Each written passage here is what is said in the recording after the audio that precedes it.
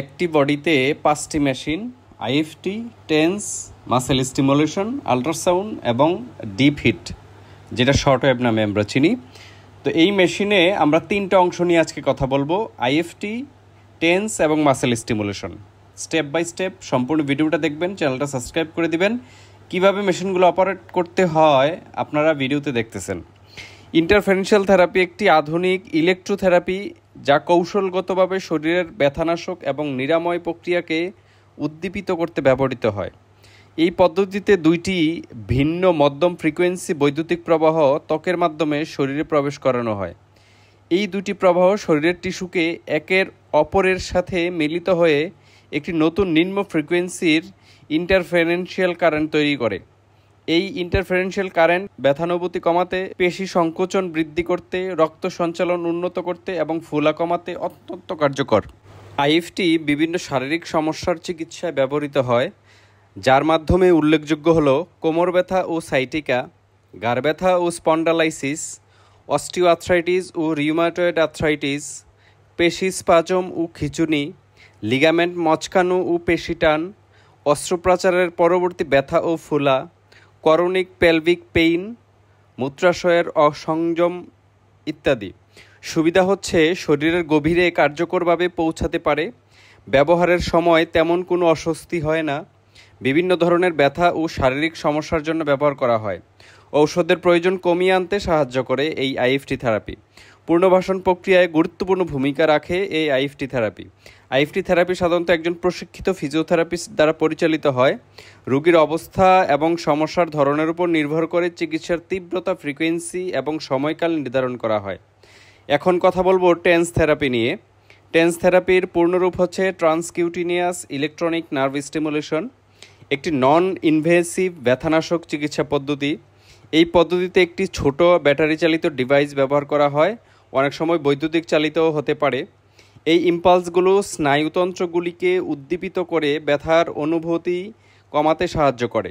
Tense machine বহনযোগ্য এবং সহজে ব্যবহারযোগ্য হওয়ায় এটি দীর্ঘস্থায়ী এবং তীব্র ব্যথা উপশমের জন্য একটি জনপ্রিয় চিকিৎসা বিকল্প। টেন্স থেরাপি বিভিন্ন শারীরিক অবস্থার চিকিৎসায় ব্যবহার করা হয়, যার মধ্যে উল্লেখযোগ্য হলো দীর্ঘস্থায়ী কোমর ব্যথা, অস্টিওআর্থ্রাইটিস এবং অন্যান্য জয়েন্ট পেইন, স্নায়ুজনিত ব্যথা, sports injury, post surgical pain ইত্যাদি। সুবিধা হচ্ছে নন ইনভেসিভ এবং ঔষধবিহীন চিকিৎসা পদ্ধতি, সহজে বহনযোগ্য এবং ব্যবহারযোগ্য, কর্মপার্শ্ব প্রতিক্রিয়া মুক্ত, ব্যথার তীব্রতা ও ফ্রিকোয়েন্সি রোগীর প্রয়োজন অনুযায়ী নিয়ন্ত্রণ করা যায়, অন্যান্য চিকিৎসা পদ্ধতির সাথে ব্যবহার করা যেতে পারে।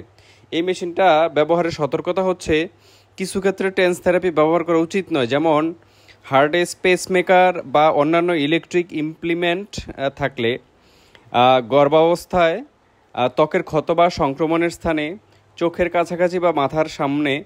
টেন্স থেরাপি ব্যথানাশক হলেও এটি ব্যথার মূল কারণের চিকিৎসা করে না।